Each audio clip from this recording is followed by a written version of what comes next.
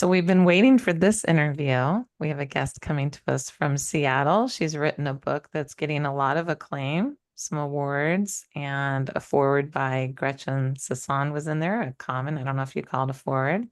And this is Rebecca Wellington, who's the author of Who is a Worthy Mother? And you're also a historian. So we're fascinated to talk to you about everything. Yeah, Welcome. really happy to have you. Hmm. Thanks for coming on. Yeah, thank you, Louise and Sarah. I'm so excited to be on this I'm podcast. I love excited to you read your guys. book. Yeah, I I'm am really Yeah, too. excited to read your book. We're about to get it. Yes, that's right. It's It's in the coming. mail. Yeah. All right. So coming how do you want August to 30th. I start? saw that. We were having a great conversation with you before we came on. So would you like to start with the work you're doing or do you want to start at the beginning of your story? You tell us. I could always start sort of what I like to or what I've been doing on other podcasts, and I did a book tour this past spring, which was pretty amazing. And I I'd like to tell the etymology of the book because I think that's interesting. I hope everybody reads the book, but then it's always nice to know the backstory, like how did the author come to this Mm-hmm. hmm story, which is not so much in the book. Um, Your and adoption story is not in the book? oh no, my adoption story is, but how it Okay. came to the book, like how I Okay. started Okay. writing the book, because it was very unexpected for me. It's not it's a little bit sort of outside of my world. Like I'm an educator. I work in a school of education. Mm-hmm. My doctorate's in education history. Um, so professionally, I'm not researching adoption. I'm not an activist like many amazing people you've had on the show who are really out there trying to change policy and practice, which I just am constantly tipping my hats to these people who I'm meeting. Um, through this process. But I'll say, like, I was in the fog. Like, really, sitting in the fog. My one connection to this issue is I'm adopted. And I didn't, I didn't really process it. I didn't think about it. I certainly had no intention of writing about it publicly. That would have been like, 10 years ago, if somebody told me you're going to publish a book about being adopted, I would have been like, no, never, Oh yeah. never. That will never happen, which kind of speaks to being in the fog, I think. hmm Um, but then and this I do write about it. In 2017, my sister died. And the book is really, uh, in honor of her. It's Adopted for sister, biological. she was my adopted Mm-hmm. sister. She also relinquished a baby. So she was an Oh, adoptee and a birth mother. And she died of a drug overdose in I'm 2017. She sorry. was a statistic, an She adoptee was, yeah. statistic. And I didn't even know that. Like, I didn't know anything about adoption, or I hadn't read The Primal Wound. I hadn't read any of those works. And I just started doing grief counseling, grief therapy. And Was she older or younger? she was 2 years older. Okay. Uh, so I didn't none of us were biologically related in our family, right? We were both adopted, um, but we were both adopted from the state of California, and that does take somewhat center stage in the book, in that California still has some of the most Yeah. rigid, arcane, closed, sealed records practices. So we both were adopted out of a state where basically the doors were closed. We couldn't get access, and so we never did. And growing up, we just didn't talk about adoption. It was I'm quoting Angela Tucker, right? You should be Yeah. grateful and just move ahead, and everything's Right. great. You have a great family, lots of access and privilege and all these things. And then she died, and I went down off a cliff and started doing a lot of therapy, and then started inquiring, like, what I do need to know about my past. I need to know, as a historian, I'm like, I sort I of was woke gonna up say to you're this a idea. historian. I'm sure you were Yeah, like, wait a second. I've been Was like this totally severed from 20 my history. 2017? 2017. Okay. Yeah, And were it was you part of the well, baby scoop era? no, I'm 49. Okay. So Just that's the other thing. Right on the edge. I was born in 75. And Mhm. so as I I realized, I started inquiring, and I realized how difficult it would be for me to get my original birth certificate. And so, and then Yeah. this was like 2019, and then we're coming into COVID, and I just was like, well, I don't know what to do. My parents had no information to give me. And so as a historian, I'm like, well, I'm going to try to understand why I have no background, why I have no access, why I can't get any of this information about myself. And so I started reading everything I could. Mm, And that's like the book, is this history that blew me away. Why did I not know this? Why do we collectively not know right? this history around adoption?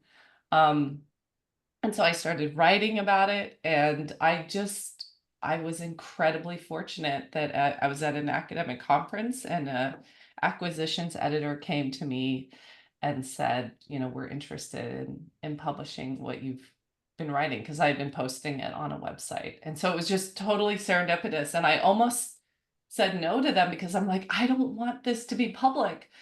But then like Which is part of the whole fog too. Like, right, yes. right. But then the history teacher part of me is like, we need to know this, and it needs to be out there in a way that is, accessible to people. Because the Yes. history texts I was reading, a lot Yeah. of, like Wayne Karp, who's a historian, he has done a lot of the work. It's a Right. very academic, his work is very Yes. academic, and it's dense, and not to discredit his incredible work, but it's not It's not an accessible. easy read. It's not an easy read. And it needed to be something that people could just pick up and read in a book club or I have a something. question. Did you have I really don't like this term, but there's no better way to say it. Did you have an aha moment of coming out of the fog? Like, holy smokes, this is crazy. I That, think I think reading and learning about the history was just this. Yeah. It wasn't one moment, it was just moment after moment of just, stepping out, peeling away layer, and just, Were you doing this in a short amount of time? I mean, it was like COVID. It was 20, I Oh, wrote, just sitting in there. And, I yeah. I researched and wrote between 2020 and 2022. Like that Yeah. was, how is there so many people who have like the COVID project. But Louise, you asked about 2017, or if I was a baby scoop baby. Yeah. And one thing that also blew my mind was, so I was born in 1975, and that was just a really incredibly significant moment, right? Coming out of Roe, right? Roe Yeah. had passed 2 years earlier, which completely changed Yeah. the adoption landscape, which is Mhm. why Dobbs is completely changing again the Mhm. adoption landscape, Yes, because it is. you cannot segregate adoption policy and practice and then the adoption market from reproductive autonomy and issues around fertility, right? So No. when we have those policy shifts, they completely And I'm glad you change. used that term, the adoption market, because when we gloss over it, people don't hear, right? Yeah. So it is a market. It's a business. This is a Yes. business. Mhm. Yeah. It's always been a It's a business for a business long that's, time. it's Yeah. a lips, it's a pig, what's the, A what's pig the, wearing lipstick. Yeah. that's exactly Yeah, what it is. yeah. Lips. Yeah. That's what adoption is, frankly, But how I feel about it. that is still the meta narrative. It really That's is. still the Mhm. paradigm, right? And Yeah. I think, like, in the Dobbs decision, Justice Alito and Justice Barrett's, writings in that decision are reflective of that, Of right? Because course. they both talk about the market, right? Mhm. Yes. But And how we're gonna, the and market. just, we're gonna save babies, right? We're gonna save these babies. We need a supply. Yeah. We need an adoptee on the Supreme Court is what we need. Oh my Oh, yeah. goodness. That would be amazing. Mhm. That could be your next job. That is not my next job. I am a teacher. It's definitely That's not what our I next do. job. Yeah. Wow. So COVID, this is when we started the podcast, was March, Oh, wow. April of Yeah. 2021. Same situation. Had never read a thing. Never. Really Mm. thought, oh, I was better off. all of that stuff. And Mm. we came out of the fog in real time on our Yeah. podcast, reading Wow. The Primal Wound, Yeah. and I've listened to shortly, some of the Primal Wound episodes. They're amazing. and then Were the they journey of amazing? I adopted haven't self was listened the since. seal. Yeah, I can't go back. Yeah. Listen. Although I'm kind of curious. I think we were funnier maybe because we knew less. And now Mm. we're like, Well, and oh, we had mm, an adoptive parent on that oh my first goodness. season, like who actually used the term gotcha day. And even in the fog, I knew enough to say, No, we were both maybe like, that's not oh, a good word. no, no, we Yeah. don't like that. It makes me feel like I'm at the pound. Mm. Yeah. I, Yeah. But yeah, that's still, people are still doing that, Mm-hmm. right. Yeah. I've seen some pretty, in the process of doing this and then marketing the book, You I see wasn't stuff. even on social media. Yeah. And then the press, the publishers were like, you need to get on social media. And so I started reaching out, and there are some Facebook It's groups. shocking. Oh, It's gut-wrenching. Yeah, it It's is. really, you have to kind of protect yourself and not look too much, because Yeah. it's traumatizing. But I did want to go back, Louise. You also were, you're asking about 75, and the other thing that I think is, from a historical perspective, so important to this shift, this paradigm shift into the market, and the saving, sort of the savior piece of it was, and I knew about this, but I didn't make the connection to adoption, was in April. I don't remember the exact date, but in April of 1975 was Operation Babylift, which was Right. yes, like we the had one last of those. hurrah of lifting babies out of Saigon at the end of that horrible war.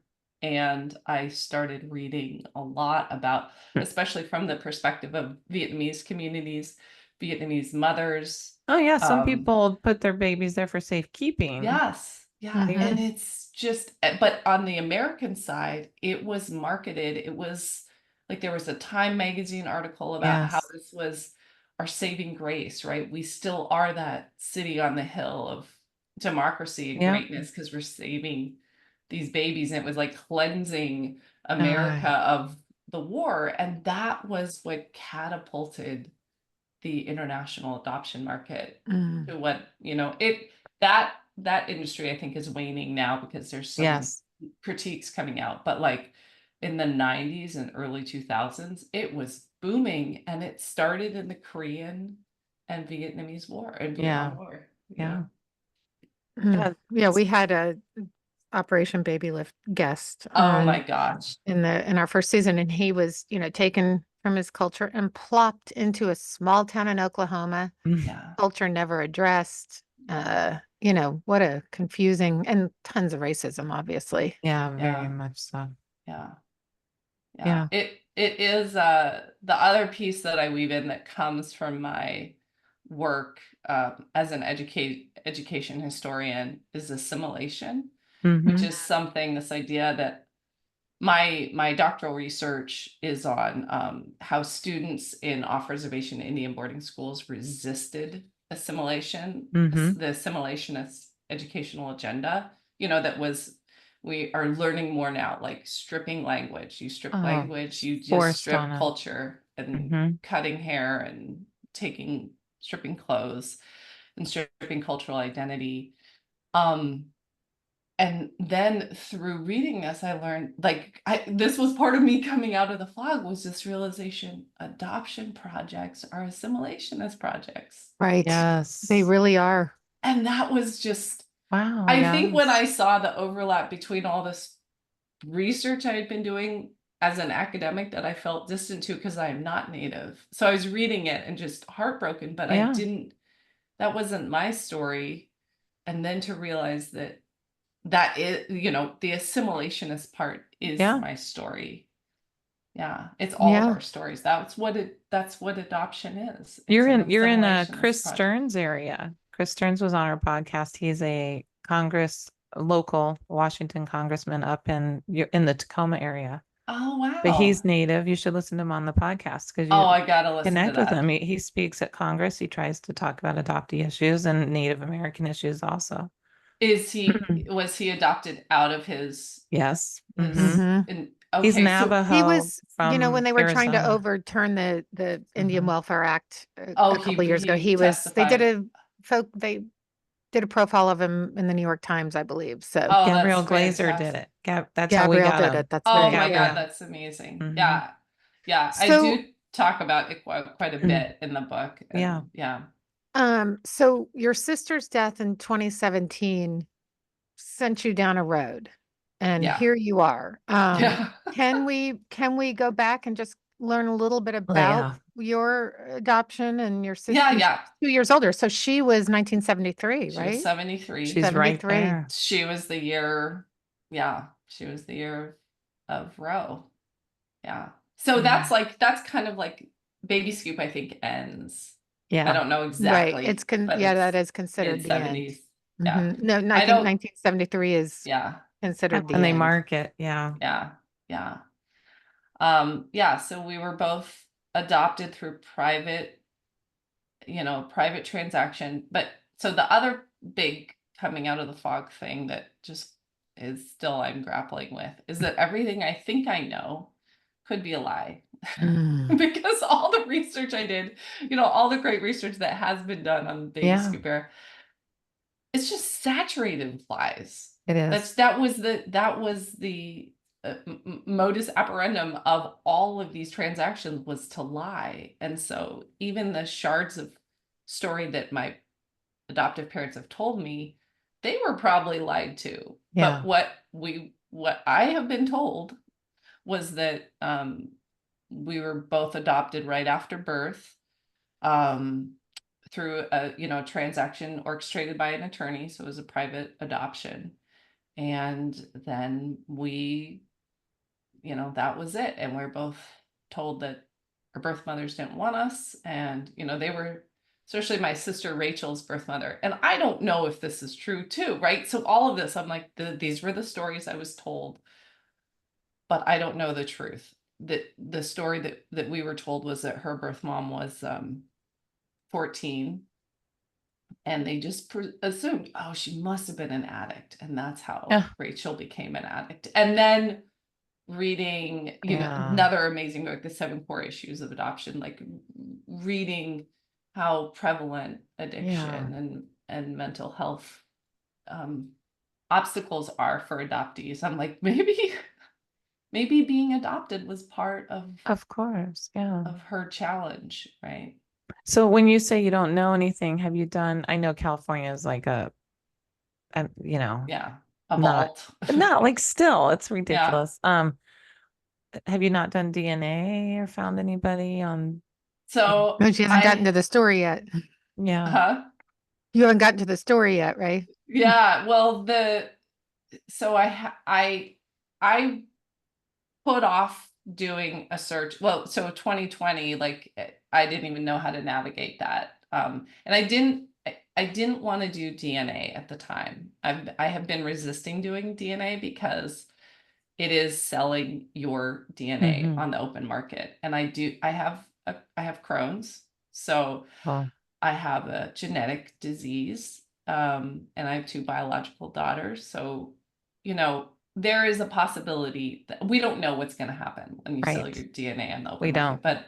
But as a family, we were kind of putting that off also to protect our daughters in case this is the big fear, right? Could insurance companies at some point, they Right. could access that information and then decide, oh, well, you have a pre-existing condition, we're not going to offer you coverage. So I didn't want to go down that route. And I also was like, I should have, well, it's my human right. It should be my Yeah. legal right. And it is my human right to know my history, right? Our histories are so important. Like that's the other thing that I So, know and believe in my core. And Do so too. interestingly, this summer, after I finished the book tour, I was like, okay, I'm going to start doing a search. And I connected with an amazing search angel guide through Adoption Network Cleveland. And she gave me some pointers, and I petitioned the LA County Superior Court to open my records. And I'm like, I have a pre-existing condition. I have biological children. We need to know this information. and they turned me down. They sent me, as a Unbelievable. response, they sent me my altered birth certificate. Oh my, Unbelievable. yeah, I No don't need that. explanation. And then I also sent a notarized petition letter to California Department of Social Services to see if they could give, if they had any records of anything that they could give me non, information that had non-identifying, information on. And they came back and they said, we have nothing. Mm. So that was just like this last month. So you might be doing DNA. And so last week I ordered a DNA kit. And I just was like, partly it was because my husband and I realized that his parents did ancestry.com like last year. And so he's like, cat's out of the bag. It's out there now. I got in a conversation with a guy who's really high up in the military about this. He's very much involved in privacy things in the military, like knows some stuff that we don't even want to know. He was like, don't do the DNA sites because of this and that. I said, listen, you're not adopted. Yeah. Like this is and then he thought about it and he's like, I guess I didn't think of it from that point of view because the risk is also therein lies the problem. No one thinks from that point of view. No one thinks that point of view. And you're like, well, this is policymakers, politicians. I want to know who I am. I mean, that's something my husband and I have been talking a lot about. It's like, whose rights are more important, right? The state of California says the right of they claim the right of my birth community, their privacy supersedes my right to know. And anecdotally, we do know most birth families don't feel that way. Right. And historically, the etymology of those closed records is not to protect the birth community. No. It's to protect the adopting. Of course. And the business of adoption. Right. So that they're to protect the business of adoption. Right. So you can't follow the money trail. Mm-hmm. Yeah. Exactly. So this is very new, all of this. Yeah. I mean, for me, it was a step by step. When I had my child, I'm like, oh, I need to know where I come from. So I went to the adoption agency. Fortunately, it wasn't as restrictive as California, and I met my birth mother and all that stuff. Wow. But it wasn't until a few years ago that I came out of the fog. Did you just sort of compartmentalize that part of your life as you because it is 20, it took you all that time, like even after having kids, no interest, or just my life was. I think compartmentalizing is a great word for that. I do write about in the book how my sister and I in different ways responded to assimilation. And for her, and then I do cite 7 Core Issues, that amazing book. And in that book, they describe sort of adoptees take one of 2 paths, right? You either do your absolute best to prove compliant, you were good purchase, right? Or whatever you were good adoptee, or you just burn the mother down. And Rachel was, I'm going to burn the mother down. And I was watching her just resist everything, and she was sent off to rehabilitation centers and behavioral centers, and it was terrifying. And so I think from an early age, I was like, I have got to toe the line and be the good girl. Make everyone happy. I don't want to get sent away like that, And so I took that was my survival technique. And I carried it with me into my 40s, Yeah. It's not surprising. Yeah. And I think what I realize now is there's just so much trauma, just even around relinquishment. There's just so much trauma so when you're a traumatized person, your survival techniques they become your core. It's really hard to shed that and let those habits go, or those ways of being go that have kept you alive. and moving. But you know, the crazy thing about death and losing somebody you really love is that is a catalyst for disrupting Yes, all of that. And so it is. you know, and that's why I wrote the book for her, because in her death, she woke me up, you know, Mm, that's what it took. that's deep. It is. Yeah. Yeah. I'm thinking about what you're And saying and seeing I just saw a picture yesterday that made me very emotional of a public couple and holding the babies and sitting in this bed. And I'm thinking everyone's celebrating in this picture. And I'm thinking, wow, who's Yeah. not celebrating here? Yeah. Like it's just being forced again into, I mean, these conversations are big to have. I Yeah. hope your book does well and goes far because of this. Yeah. I I think that the story that is not told is I'm just going to read one quote right Okay. from my introduction. When adoption is used as a tool by which to legitimize some women as mothers and delegitimize others, it becomes profoundly traumatizing. And I think Yeah.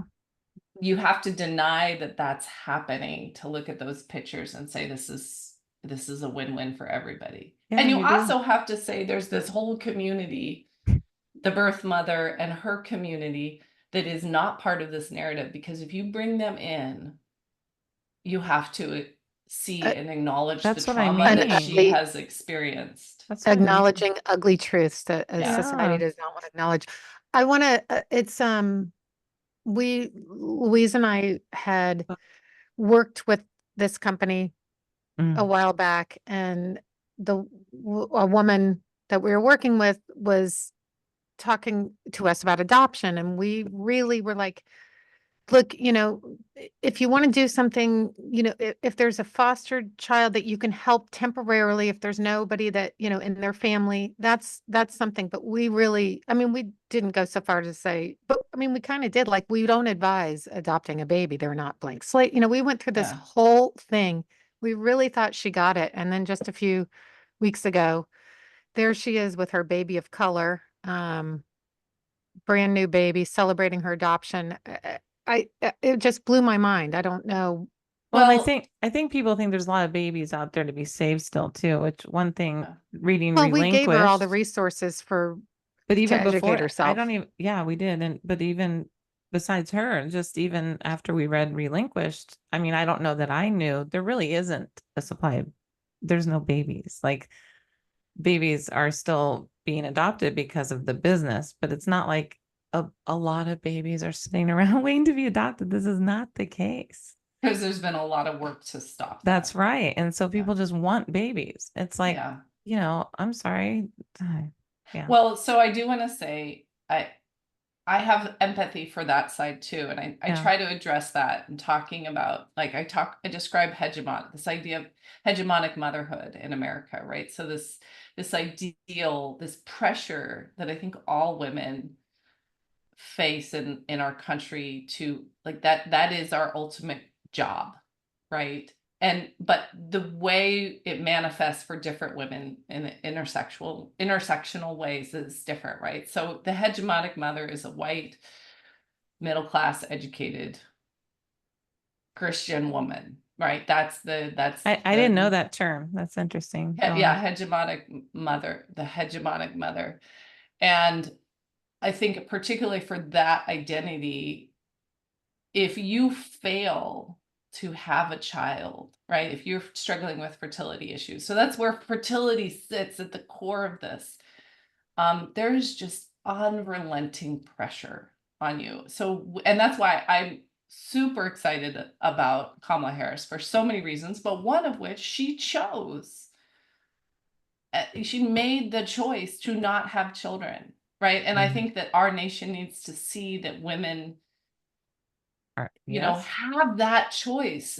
But from a sociological perspective, we are not, it's not acceptable to make that choice. And so I don't know the story with this woman who you're talking about, Sarah, but if she was facing a fertility crisis, I think that the drive to get that baby is beyond logical, right? It's incredibly powerful. And I will say I have felt it because I struggled with fertility when my husband and I wanted to have children. And I did deeply want to have my biological children because my two daughters are the only people I've ever met who I'm Right. biologically related to. So having them was like so important to me. But I had endometriosis, I had fibroid, I had very typical issues, and we had to work with a fertility doctor.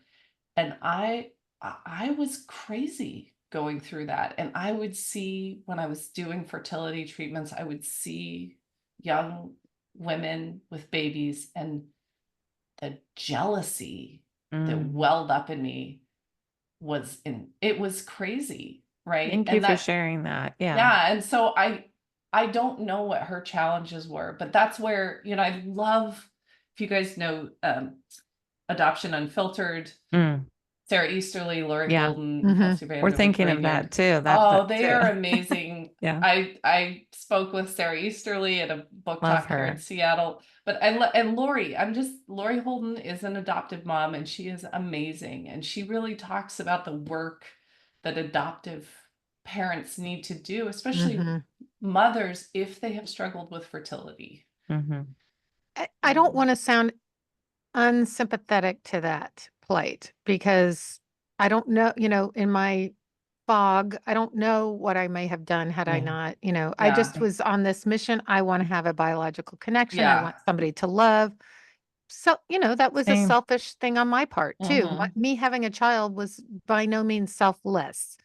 So now it's all these years later and having done work and, it's really self-examination of why do you want this child? Are you doing it for yourself or for them in terms of adopting a baby, I guess, is my moral issue with it.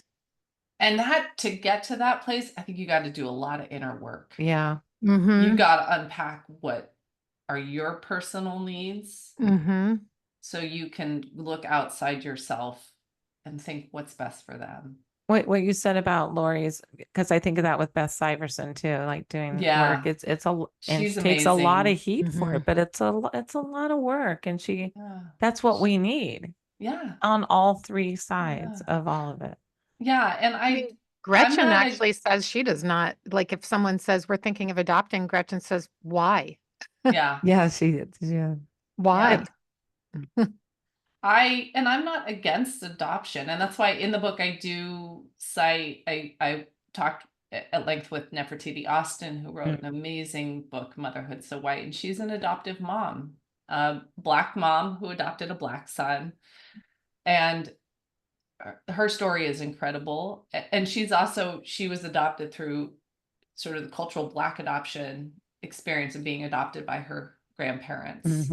Because her mom was not in a place where she could raise her and her brother. But her story is a beautiful story of adoption, right? And I also talk about Nicole Chung's story, right? So I'm not in favor of abolishing adoption.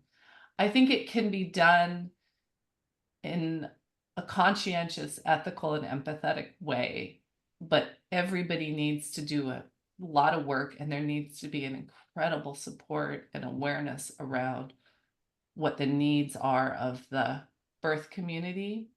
And there needs to be a lot of work done on the part of the adopting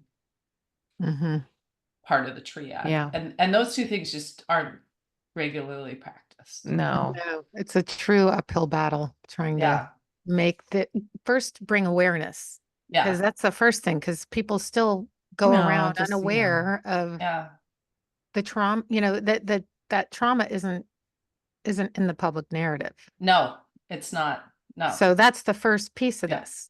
Yeah. Awareness, books like yours, podcasts like ours, Relinquished, American Baby, bringing constant awareness to it to the point of we might piss people off and bore them to death, but sorry, it needs to be done. We are going to piss people off. I did a podcast with Sarah Easterly, Lori Holden, and Kelsey Vanderbeek Raynard, who wrote Adoption Unfiltered. They have an awesome podcast. And we talked about, we collectively, all of us, you, Yeah. us, we're like the tricksters, right? The archetype of the trickster who comes in and is just pisses everybody off and is crazy. Mm-hmm. Just sort of, but in that disruption, they're speaking the truth Mhm. and forcing everybody to see the truth. Mm-hmm. Truth And to that is power. going to really upset people. Yeah, But that Well, is the for only way sure. you change things. Yeah. it really, really is. Yeah. Speaking truth to power, right? Yeah. Yeah.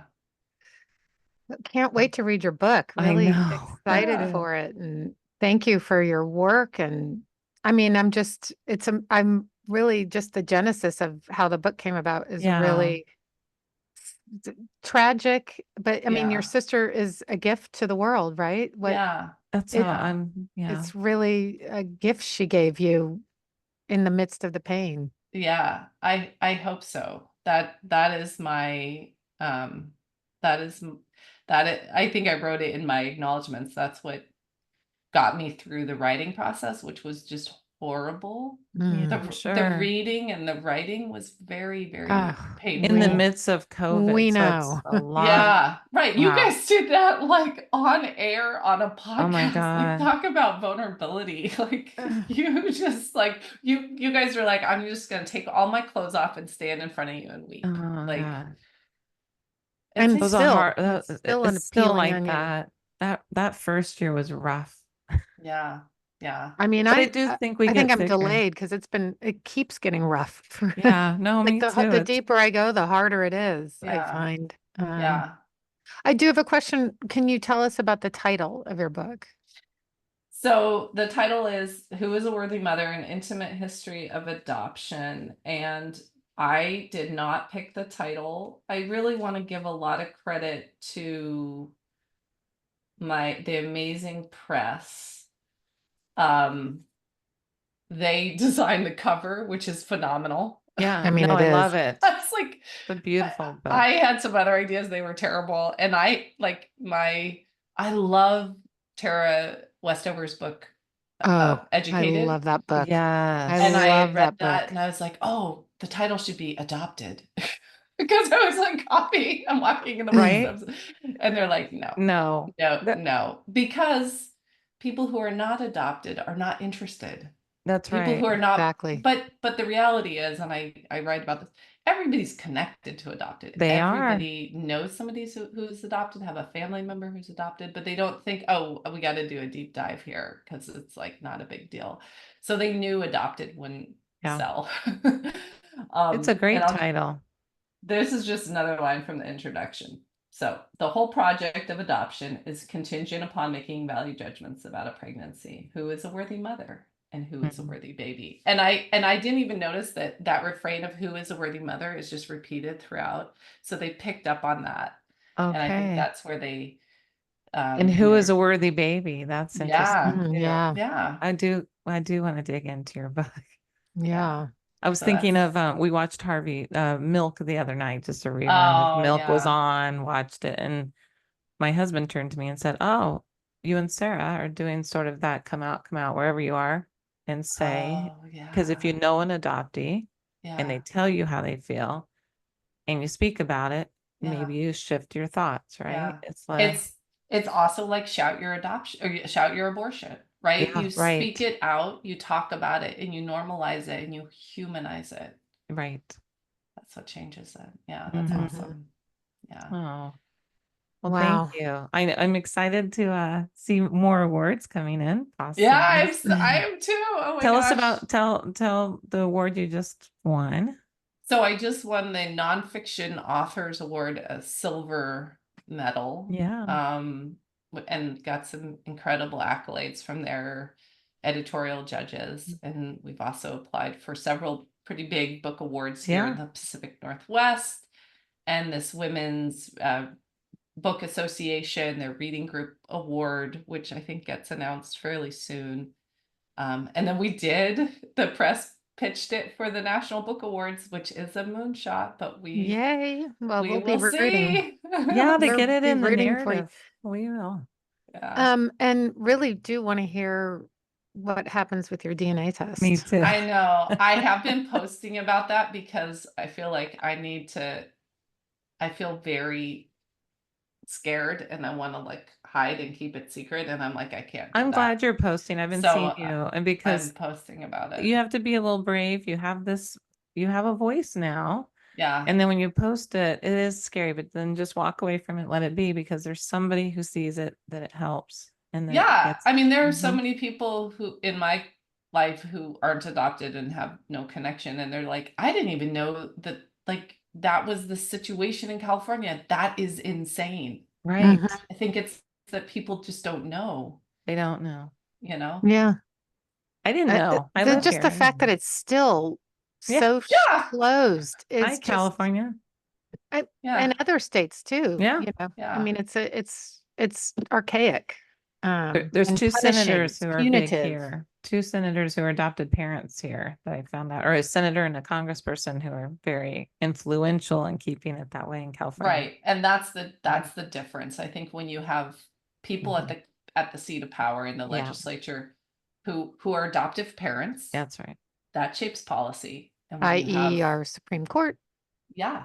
And so they're gonna, fashion policy that protects them. But when you Mhm. bring adoptees to that table, it changes it. Yeah. So yeah, we need some adoptees in the California legislature, I Yeah. think. Yeah. Ugh. Well, thank you so much. Look forward to reading your book. Are you doing any book Oh, tours again? Or are you stopping for a while? I am done. I'm not touring anymore. I am going to be speaking at CUB, the Concerned Okay. United Birth Parents conference, That's which coming up. is in Kansas City Yes. Okay, in the when end is of that? Right after it's our event, I think. yeah, you guys have a big event Mhm. in Kansas City as well. Because Monica Hall will be there. And I That's think right. Yeah. it's like What's the the date? I'll 14th or come something. hear you speak if I can. Oh, that's awesome. It is the third week of September. And so I'm on a panel on Saturday. I believe that's the the last week of September. It's Saturday the 28th. Right. Okay. Perfect. Yeah. And then I'm doing some just book club talks virtually with a group, one with the group Adoption Knowledge Affiliates. I think they're out Mm-hmm. of Texas. So Mm-hmm. we're doing a book club talk in a couple of weeks. I'm super excited about that. Good. And, just I'm trying to get back into my other, like I have a full-time job Yeah. teaching, and that's a lot of work. Right. So, Those pesky full-time Darn jobs. it. yeah, darn it. We I both have know. pesky full-time jobs. No, I Yeah, love my job, but I don't know how you guys do it. It's amazing. And those pesky kids and all Ask a those busy other person, you get stuff done, right? yeah, Maybe yeah, maybe we wouldn't be as productive if we didn't have our full-time jobs. Who knows? I don't know. yeah, yeah. idle time is never a good thing for me. Maybe that's the case for many adoptees, Same. but Yeah, we have to keep proving ourselves to the world. I yes. think There you I go. I deserve to be here. yeah, I'm doing good. I'm a good person. Thank you so much, Becca. Really great to Yeah, meet you. Oh, Thank thank you you. both. Thank you Thank both. you. Bye. Bye. Bye.